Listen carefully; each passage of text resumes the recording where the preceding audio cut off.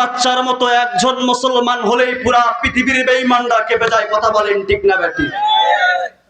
সেজন্য মুসলমানের বাচ্চার মতো সিংহের মতো গর্জন দিয়ে আরেকবার আমরা আল্লাহর শুকরিয়া আদায় করব। বলি আলহামদুলিল্লাহ।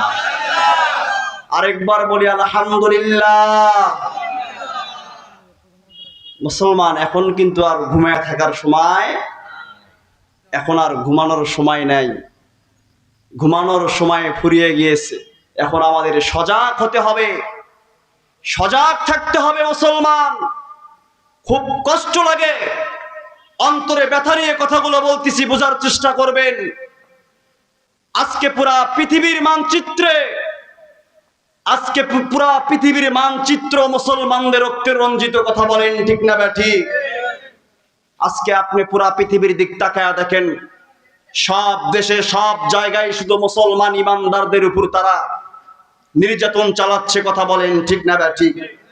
মুসলমান, আপনি তাকায়া দেখেন, মায়ানমারের উপর তাকায়া দেখেন, ফিলিস্তিনের উপর দেখেন, আরাকানের উপর দেখেন, আপনি কাশ্মীরের উপর দেখেন, পৃথিবীর সব জায়গায় তারা টার্গেট করে করে যেখানে আমাদের মুসলমান, সেখানেই তারা মুসলমানদেরকে কচুকাটা করতেছে। কথা বলেন ঠিক না বেঠিক? আওয়াজ দিয়ে বলেন ঠিক না বেঠিক? মুসলমান, আমরা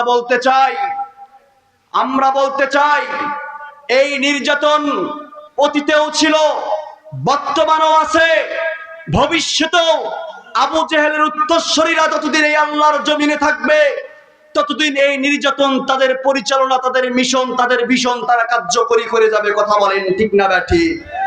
মুসলমান ইমানদার, আমাদের বাপদাদা পূর্বপুরুষ মুসলমান, আমরা মুসলমান, এই আল্লাহর জমিনে কে কোন ধর্মের লোক, কে কোন কিতাবের অনুসারী, এটা আমাদের দেখার বিষয় নয়। কে কোন জাতি, এটা আমাদের দেখার বিষয় নয়। আমরা মুসলমান, জন্মের পর কালেমা গ্রহণ করেছি, কন্যাকহরে কালেমা আযানের ধ্বনি আমরা পেয়েছি। আমরা মুসলমানের সন্তান। সেই ইসলামকে নিয়ে যদি, সেই দিনকে, সেই ধর্মকে নিয়ে যদি কোনো বেঈমান কটূক্তি করে, আমার ধর্মের উপর আঘাত হানে, আমার রাসূলকে নিয়ে অপমাননা করে, কোরআনকে পদদলিত করে, তাহলে মুসলমান আমরা এক বিন্দু পরিমাণ ছাড় দেব না। কথা বলেন ঠিক না বেঠিক? মুসলমান, আমি সর্বপ্রথম সাদুল্লাহপুর সমাজ কল্যাণ পরিষদের উদ্যোগে মাহফিলের আমি মঞ্চ থেকে আমি বক্তা ফরহাদ বলতে চাই, আমি দেখতে চাই আল্লাহর দ্বীনের জন্য, আল্লাহর রাসূলের রেখে যাওয়া দ্বীনকে প্রতিষ্ঠা করার জন্য, আল্লাহর দ্বীন এবং ধর্মকে রক্ষার জন্য যদি আপনি আমাকে বেঈমানদের বিরুদ্ধে ময়দানে নেমে রক্ত ঝরাতে হয়, যদি আপনি আমাকে, আপনি আমার সন্তানকে ইতিম করাতে হয়, আপনি আমার পিতামাতাকে যদি ইতিম করাতে হয়, যদি ঘর ছাড়তে হয়, কারা কারা আল্লাহর দ্বীনের জন্য ময়দানে নেমে নিজের জানমাল ত্যাগ করতে পারবো?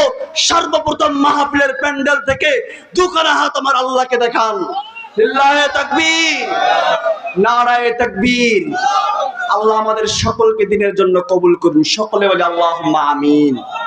মন খারাপ করলেন বাবাজিরা? মন খারাপ করলেন? শুধু নরম আলোচনা করলেই হবে না। আপনি আসমানের উপর আর জমিনের নিচের আলোচনা সারা রাত করেন, নাস্তিক বেঈমান বামপন্থীদের গায়ে লাগবে না। যখনই আপনি আসমানের নিচে আর জমিনের উপরের আলোচনা করবেন, তখন এই বামপন্থী, রামপন্থী, হিন্দুবাদী উগ্র ইস্কন্দের মাথা ব্যথা শুরু হয়ে যাবে। কথা বলেন ঠিক না বেঠিক? সেজন্য মুসলমান, আমাদের আজকের মাহফিলে আসতে পারে আমরা খুশি না বেজার?